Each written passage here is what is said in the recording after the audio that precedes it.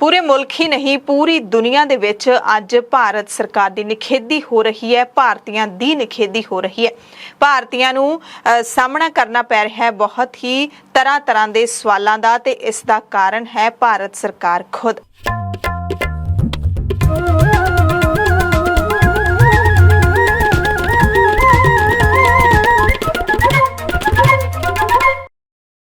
सत श्री अकाल जी। The खालस TV देखने वाले देश दुनिया के सारे दर्शकों का बहुत बहुत स्वागत है। प्राइम टाइम के नाल मैं हरशरण कौर। देश विच फिरकूवाद की नीति खतरनाक मोड़ के उत्ते पहुंच गई है। बीजेपी के दो लीडरां दे वल्लों पैगंबर मुहम्मद साहिब के खिलाफ कीतियां गईयां अपमानजनक टिप्पणियां ने भारत नूं कौमांतरी कटहरे दे विच खड़ा कर दिता है।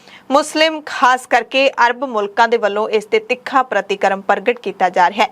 6 दर्जन के करीब मुस्लिम देश भारत के खिलाफ यूएनओ के दरबार जा खड़े ने। भारत के उपराष्ट्रपति वेंकैया नायडू की कतर फेरी दौरान उथों के प्रधानमंत्री ने मुलाकात कर ली, पर आर्थिक और सुरक्षा मामले ते मीटिंग अगे पा दी, यानी कि मुलतवी कर दी। इत्थे ही बस नहीं, कौमांतरी पद्धर उत्ते भारत के आर्थिक हितों के लिए वड्डा खतरा खड़ा हो गया। हालांकि भारतीय जनता पार्टी ने फौरी तौर उत्ते कार्रवाई करदियां दोवें लीडरां नुपुर शर्मा ते नवीन कुमार जिंदल नूं पार्टी दे विचों सस्पेंड कर दिता है, कढ दिता है, मुअत्तल कर दिता है। पर उन्हां दे वल्लों दिते जहरीले बयानां दा प्रभाव नहीं खत्म हो रहा। दोवें लीडर लगातार भड़काऊ बयानबाजी करन दे लई मन्ने जांदे ने। एक टीवी प्रोग्राम दे विच तां नुपुर शर्मा जिहड़ी कि बीजेपी दी बुलारा रही है, हालांकि उसनूं हुण सस्पेंड कर दिता गया है, उह सारियां हद्दां बन्ने टप गई जदों उसने पैगंबर मुहम्मद साहिब बारे बहुत ही अपमानजनक शब्द बोले, जिहड़े कि दुखदाई हो निबड़े ने सारे भारतीयों दे लई। अजिहे शब्दां दे खिलाफ वड्डा प्रतिक्रम सामने आउणा सुभाविक सी, एक आपां कह सकदे हां कि कुदरती सी, क्योंकि उस धर्म दे पैगंबर दे खिलाफ इन्ने अपमानजनक शब्द बोले गए ने जिहड़े कि असीं तुहानूं बोल के नहीं दस सकदे। जिस धर्म नूं मन्नण वालियां दी गिणती पूरी दुनिया दे विच बहुत ज़्यादा है।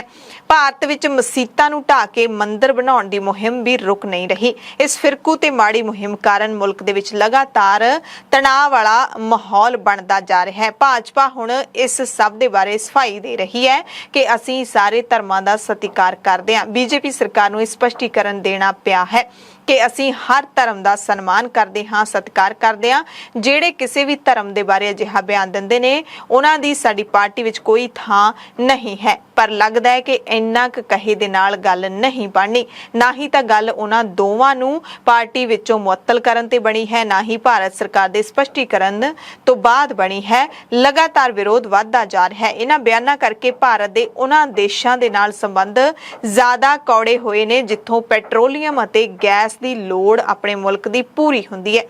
आउंदे दिनां दे विच इस गल तो भी इनकार नहीं किया जा सकदा कि पेट्रोल ते डीजल दे भाव इस मुद्दे दे करके इन्हां दो जिहड़े लीडर ने इन्हां दे मूंह दे विचों जहर उगलण दे करके महंगे हो सकदे ने। लखां दी गिणती दे विच भारती इन्हां मुल्कां दे विच रोजगार ते लगे होए ने, जिन्हां मुल्कां दे विचों पेट्रोलीयम अते कुदरती गैस पूरी दुनिया नूं मिलदी है ते उन्हां लोकां नूं हुण नौकरियां तो हत्थ धोणे पै रहे ने।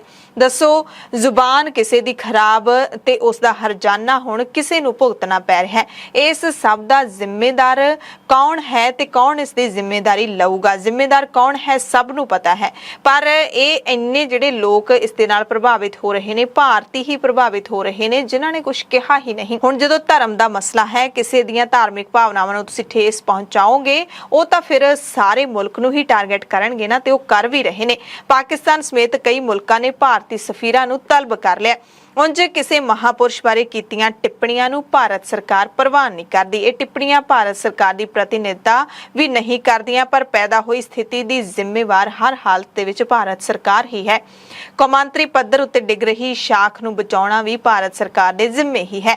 ये गल मन लैणी चाहिदी है कि मसला सिर्फ इन्ना कहण दे नाल खत्म नहीं होना कि भारतीय जनता पार्टी है जिहड़ी ओह सारे धर्मां दा सन्मान करदी है।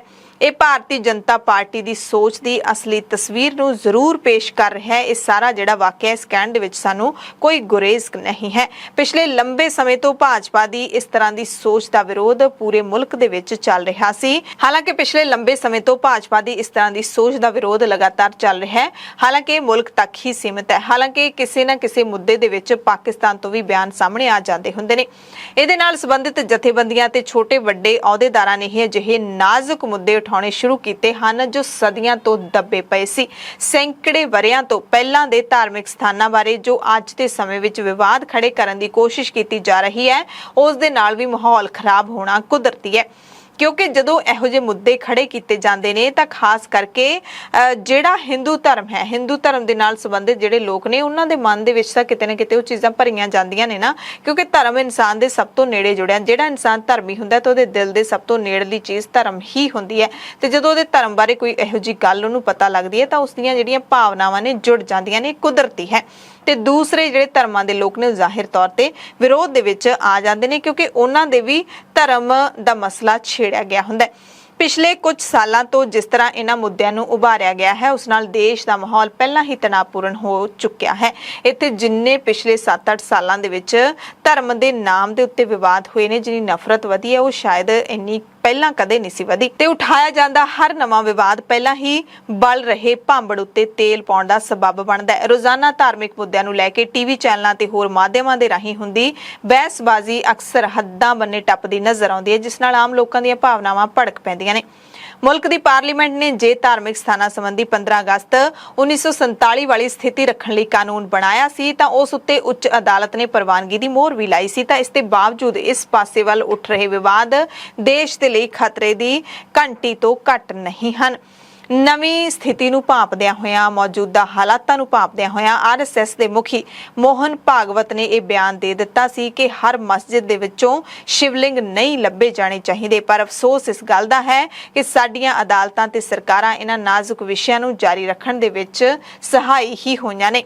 ਹਾਲਾਂਕਿ ਮੋਹਨ ਭਾਗਵਤ ਦਾ ਜਿਹੜਾ ਇਹ ਬਿਆਨ ਸੀ ਉਹ ਕਿਤੇ ਨਾ ਕਿਤੇ ਬੜੇ ਦੋਹਰੇ ਅਰਥ ਵੀ ਦੱਸਦਾ ਹੈ ਕਿ ਹਰ ਮਸੀਤ ਦੇ ਵਿੱਚੋਂ ਅਸੀਂ ਹੁਣ ਸ਼ਿਵਲਿੰਗ ਨਹੀਂ ਲੱਭਾਂਗੇ, ਅਸੀਂ ਹੁਣ ਮੰਦਰਾਂ ਦੀ ਲੜਾਈ ਨਹੀਂ ਲੜਾਂਗੇ। ਯਾਨੀ ਕਿ ਇੱਕ ਪਾਸੇ ਉਹਨਾਂ ਦੇ ਕਹਿਣ ਦਾ ਮਤਲਬ ਤਾਂ ਇਹੀ ਬਣਦਾ ਹੈ ਕਿ ਮਸੀਤ ਦੇ ਥੱਲੇ ਭਾਵੇਂ ਹਰ ਦੇ ਥੱਲੇ ਸ਼ਿਵਲਿੰਗ ਹੋਵੇ, ਪਰ ਅਸੀਂ ਹੁਣ ਲੱਭਾਂਗੇ ਨਹੀਂ ਕਿਉਂਕਿ ਅਸੀਂ ਲੜਾਈ ਨਹੀਂ ਕਰਨਾ ਚਾਹੁੰਦੇ। ਇਹ ਉਹਨਾਂ ਦਾ ਮਤਲਬ ਹੋ ਸਕਦਾ ਹੈ।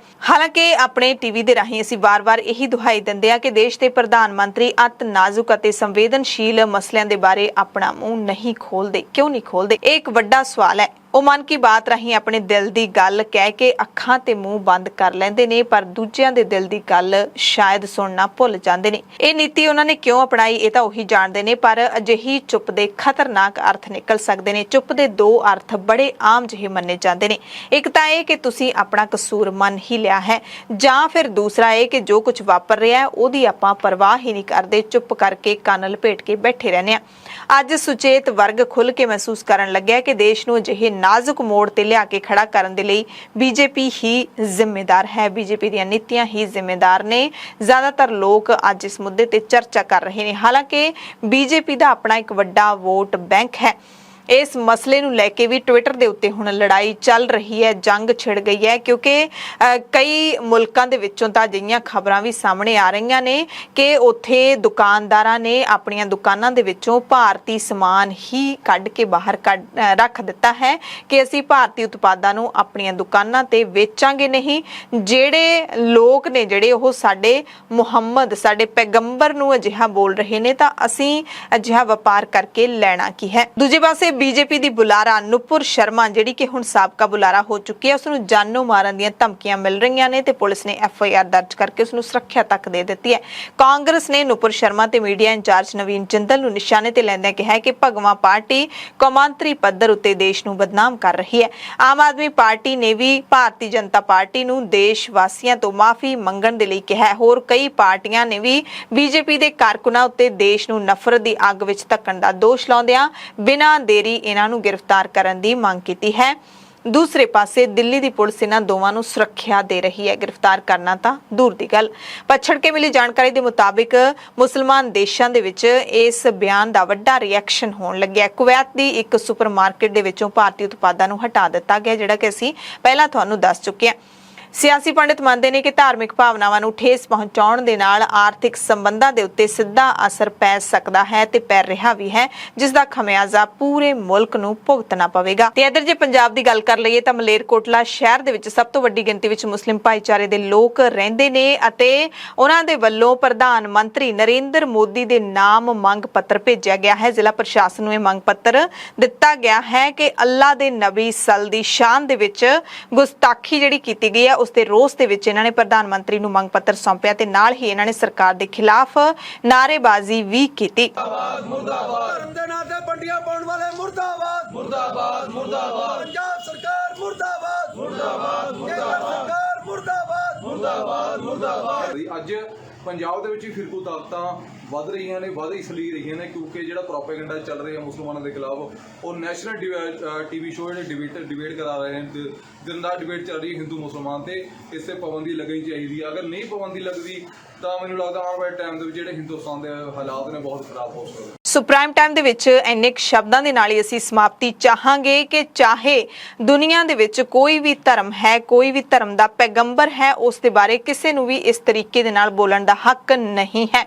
ਤੁਸੀਂ ਇਹ ਨਹੀਂ ਕਰ ਸਕਦੇ ਕਿ ਸਾਰੀ ਦੁਨੀਆ ਇੱਕ ਹੀ ਧਰਮ ਨੂੰ ਮੰਨੇ, ਸਾਰੀ ਦੁਨੀਆ ਦੇ ਲੋਕ ਇੱਕ ਹੀ ਧਰਮ ਦੇ ਪੈਰੋਕਾਰ ਬਣ ਜਾਣ, ਅਜਿਹਾ ਨਹੀਂ ਹੋ ਸਕਦਾ। ਹਰ ਕੋਈ ਜਿਹੜਾ ਵੀ ਆਪਣੇ ਧਰਮ ਨੂੰ ਮੰਨਦਾ ਹੈ ਉਸ ਨੂੰ ਉਸ ਦਾ ਧਰਮ ਮੁਬਾਰਕ ਹੋ, ਆਪਣੇ ਇਸ਼ਟ ਦੇ ਵਿੱਚ ਪੱਕਾ ਯਕੀਨ ਰੱਖਦਾ ਹੈ ਤਾਂ ਉਸ ਨੂੰ ਰੱਖਣ ਦਿਓ। ਕਿਉਂ ਤੁਸੀਂ ਕਿਸੇ ਦੇਵੀ ਧਰਮ ਤੇ ਅਜਿਹੀ ਟਿੱਪਣੀ ਕਰਦੇ ਹੋ ਅਤੇ ਜਾਣਬੁੱਝ ਕੇ ਜ਼ਹਿਰ ਫੈਲਾਉਂਦੇ ਹੋ? ਤੇ ਅਜਿਹਾ ਕਰਨ ਵਾਲੇ ਲੋਕ ਕਦੇ ਵੀ ਧਰਮੀ ਨਹੀਂ ਹੁੰਦੇ। ਧੰਨਵਾਦ।